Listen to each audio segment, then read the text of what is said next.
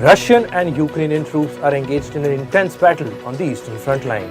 Artillery shelling, drone strikes, and gunfire inflicted casualties on both sides. Meanwhile, Ukraine claimed that it had advanced by at least 2 kilometers towards the eastern city of Bakhmut. Russia claimed that it successfully repelled Ukraine's attacks. A Russian missile hit a restaurant in the Kramatorsk city of Ukraine in the Donetsk region. At least 4 people, including an infant, were killed. Over 40 people were also injured in the attack. Ukrainian officials rescued people trapped underneath the rubble. Meanwhile, a second Russian missile hit a building in the Kramatorsk city, injuring at least 5 Ukrainians.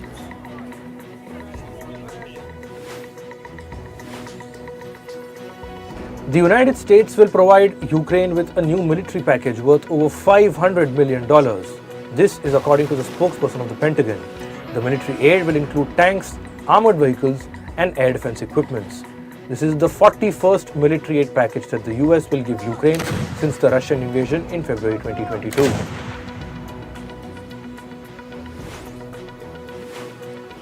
Leaders of NATO member countries arrived in the Dutch city, The Hague, on Tuesday. The Dutch Prime Minister Mark Rutte greeted the NATO leaders. Polish President Andrzej Duda also attended the meeting. This comes ahead of the NATO summit in Lithuania in July. Chinese President Xi Jinping met New Zealand's Prime Minister Chris Hipkins in Beijing on Tuesday. The two leaders agreed to promote trade and investment between the two countries. Later on Tuesday, Xi also met Vietnam's Prime Minister Pham Minh Chinh. Xi said that China considers Vietnam as a priority country in its neighborhood.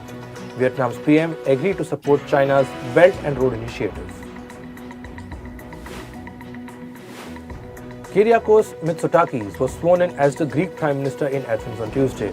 This is after his conservative New Democracy Party won the parliamentary elections with a majority vote. Mitsotakis has been elected as the Prime Minister for the second consecutive time. After the swearing in, Mitsotakis said that he would work towards improving Greece's economy. He also vowed to boost revenue from the country's tourism industry. Election results were announced in the West African country of Sierra Leone. President Julius Maada Bio has been re-elected with 56% of the vote share. Meanwhile, the main opposition leader, Samura Kamara, has dismissed the results. Kamara said that the results were biased and lacked transparency. In Spain, Barcelona's metro services resumed on Wednesday. This is after police officials declared that a suspicious object was found on the metro station. They said that it was a false alarm. On Tuesday, police officers had shut down the metro after a security guard reported a ticking noise from a waste bin. The bomb disposal squad used special robots to neutralize the alleged threat. After the operation, the officials said that no explosives were found. Clashes broke out between French police and residents of a suburb in Paris. This was after a local teenager was shot and killed by police officers. According to the police, the 17-year-old was killed after failing to comply with police orders to stop his car at a checkpost. The police officer who allegedly shot the child is being investigated for homicide.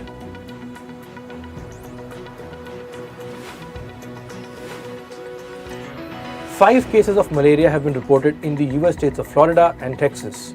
This is the first time that malaria has been detected in America after 20 years. The Center for Disease Control, or CDC, has declared a medical emergency. They have urged residents of Texas and Florida to get immediate checkups if they report symptoms.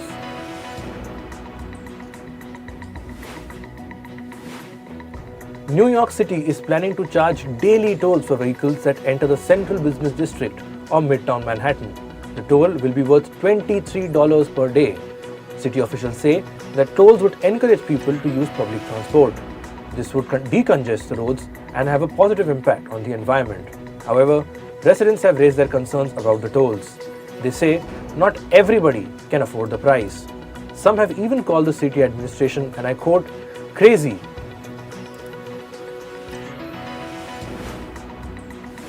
South Korea is implementing a new age counting method. Under this system, South Koreans will get younger by at least a year or two. Earlier, South Korea used to rely on its traditional age counting method. Under this, citizens would be assigned the age of 1 year at birth. This would make South Koreans older compared to other international citizens who were born in the same year. In climate, wildfires burning in Canada have released a record 160 million tons of carbon. This is according to the European Union's Atmospheric Monitoring Service. This year's wildfire season has been the worst on record for Canada. The flames have already torched over 7 million hectares of land. That's greater than the combined area burned in annual wildfires in the last 6 years.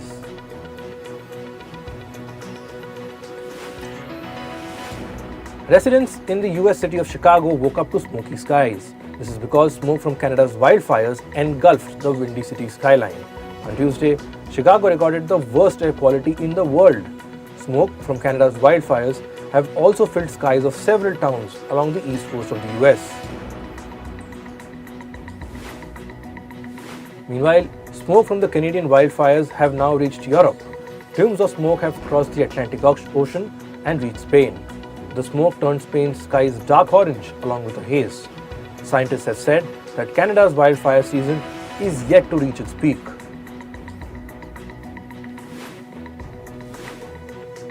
A heat wave is scorching parts of southern US.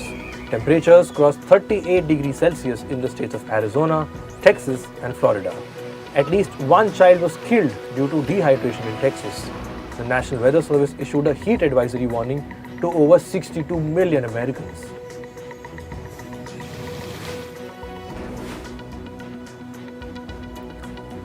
Saudi Arabian authorities made arrangements to keep Hajj pilgrims cool in Mecca. This is after temperatures crossed 48 degrees Celsius. Saudi officials installed water sprays around the holy site. Over 1.5 million people are participating in the pilgrimage this year. Thousands of people have been affected by floods in India's northeastern state of Assam. At least 2 people have been killed as flood waters washed away several houses. The disaster occurred after the Brahmaputra river broke its banks due to incessant rainfall. Indian officials are conducting rescue operations in the affected regions. The Latin American country of Chile is recovering from the aftermath of floods. Chilean police officials are continuing with rescue operations. 2 people have been killed in landslides triggered by the floods. Over 13,000 people have lost their homes.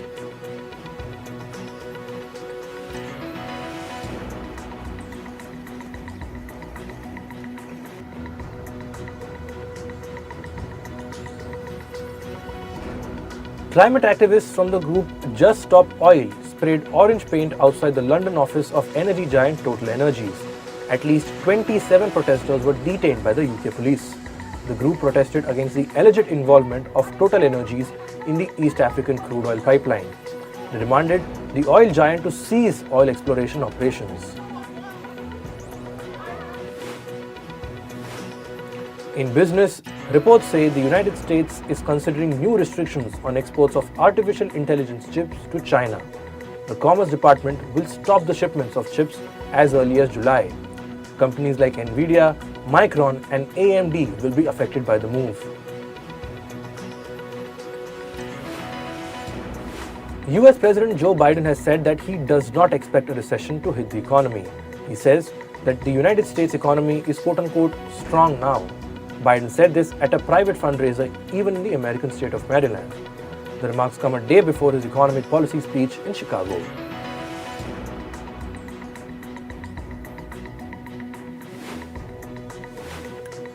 Reports say UBS Group is looking to cut more than half of Credit Suisse's workforce from next month. This will impact nearly 35,000 positions. Employees in Credit Suisse's investment bank in London, New York, and some parts of Asia will be affected.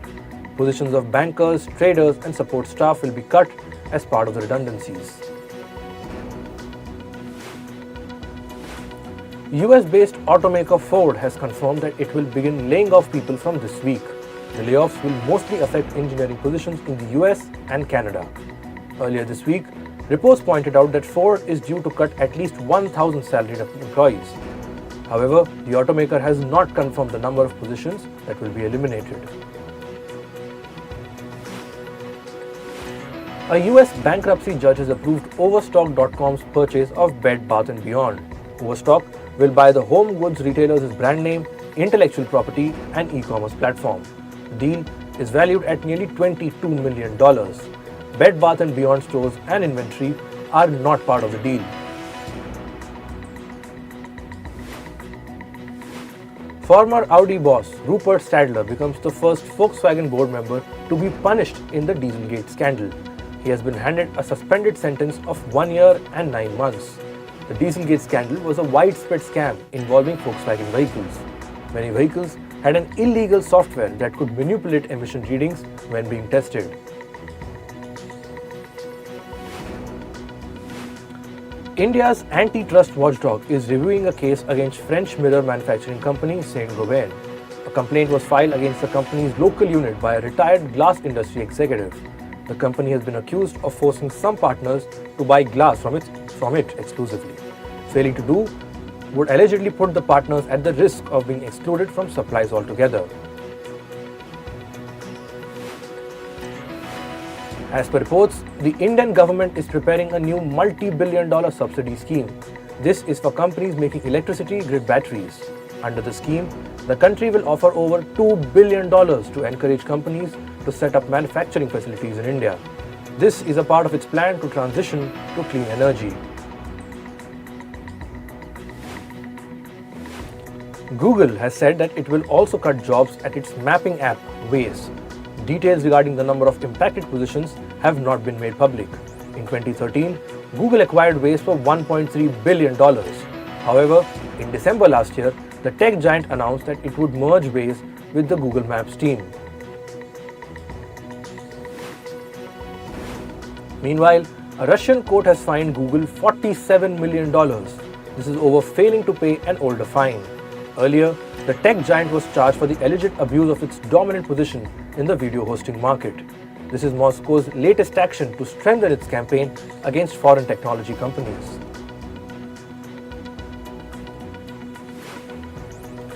Moving to sports, in cricket, India has confirmed to play a 3-match T20 series against Ireland. India's tour to Ireland starts on the 18th of August and concludes on the 24th. The Indian national team will visit Ireland for the second time in a little over 2 years.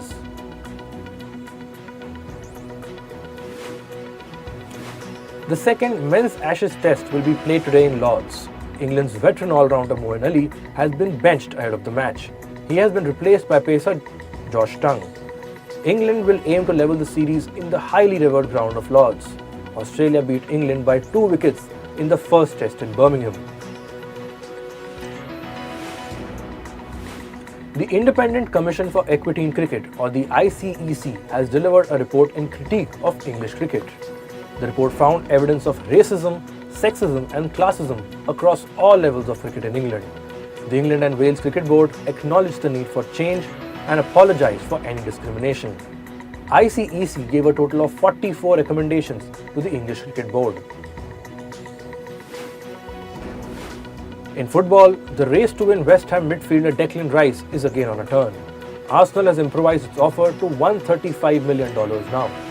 The bid has not yet been accepted by West Ham. This could set a record for a British player. West Ham holds on to the next move by Manchester City. City earlier bid around $127 million, and West Ham is now expecting a new offer. England striker Harry Kane is set to join Bayern Munich for the initial offer of $76 million. Kane will make a move from Tottenham Hotspur to the German club. The 29-year-old is the all-time top goal scorer for both his club and his national team.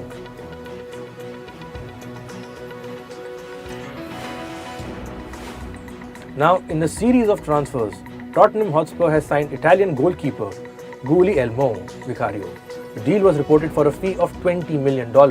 Vicario makes the exit from Italian club Empoli. Vicario has now become Tottenham's second signing of the transfer window.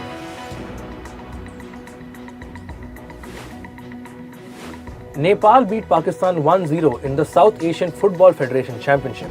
Nepal's Ashish Chaudhary scored the winner late in the second half. The match was held at the Sri Kantirava Stadium in the Indian city of Bengaluru. Nepal finished their SAFF campaign with 3 points, while Pakistan is returning home without a point.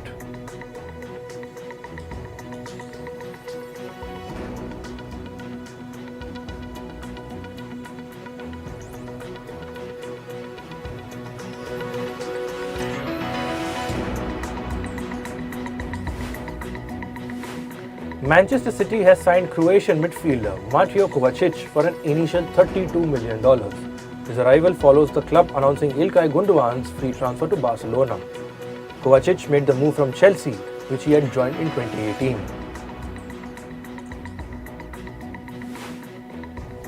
Moving to Kabaddi, the Indian side has announced the full squad ahead of the Asian Kabaddi Championship. The tournament will be held next month in South Korea's Busan. Star Raiders Naveen Kumar and Pawan Sehrawat will lead the Indian team. The Indian Kabaddi team is the most successful side in the history of the Asian Kabaddi Championship. India has won 7 gold medals from the 8 editions played so far. In Formula 1, a reset ahead of Austrian GPC's Aston Martin lose and Ferrari gain. Formula 1's aerodynamic testing regulations, or the ATR, play a crucial role in the development rate of teams. The amount of wind tunnel time the teams get for the second half of the season is determined through ATR.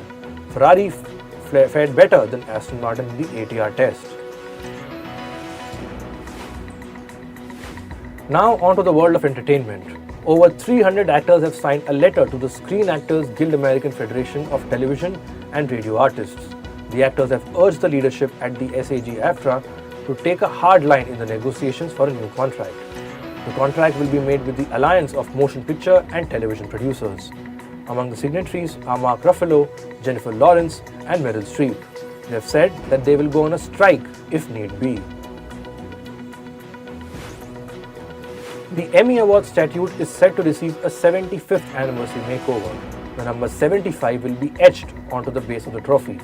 The Television Academy said that it drew inspiration from Halley's Comet that returns into view every 75 years. The 75th annual Emmy Award ceremony will be aired on the 18th of September. Animated series Futurama is set to return with season 11 after a decade. The 10-episode season will explore a new pandemic in town, future of vaccines, Bitcoin and cancel culture. The show will begin streaming on Hulu from the 24th of July. Two-time Oscar-winning editor Pietro Scalia will be honored at the Locarno Film Festival. He will be given the Vision Award that honors technical achievements and advancements in film. Scalia is known for films like JFK, Black Hawk Down and Good Will Hunting. He will receive the award on the 3rd of August during a ceremony at the festival's home ground in Switzerland. Bollywood actor Sonam Kapoor Ahuja will represent India at UK Prime Minister Rishi Sunak's reception to mark UK-India Week. The event will take place at Sunak's official residence and office at 10 Downing Street in London. This runs from the 26th to the 30th of June. Television host Ryan Seacrest has been roped in as the new face of the game show Wheel of Fortune. The news comes shortly after longtime host Pat Sajak quit after serving for 41 seasons. Seacrest wrote that he looks forward to learning everything from Sajak during this transition. Comedian Jim Gaffigan is ready to launch his 10th comedy special on streaming platform Amazon Prime. Titled Dark Pale, the show will premiere on the 25th of July in over 240 countries. Meanwhile, Gaffigan will begin touring extensively with his shows. His Barely Alive tour will begin in Las Vegas on the 25th of August. He also has a 5-city arena tour with fellow comedian Jerry Seinfeld in fall. Singer Taylor Swift has made a last-minute change to the Los Angeles leg of her Eras tour. She has added a 6th date to the originally planned 5-day tour. The new show will take place on the 7th of August. This is just 2 nights before her North American tour comes to an end. Swift also announced 8 additional shows for the European part of her tour in 2024. Singer Pink had to pause a performance during her Summer Carnival 2023 at London's Hyde Park. A concert goer threw a bag of their deceased mother's ashes at her while she was singing her hit song Just Like a Pill. Pink picked the bag and asked, "Is this your mom?" To this, the person answered in the affirmative.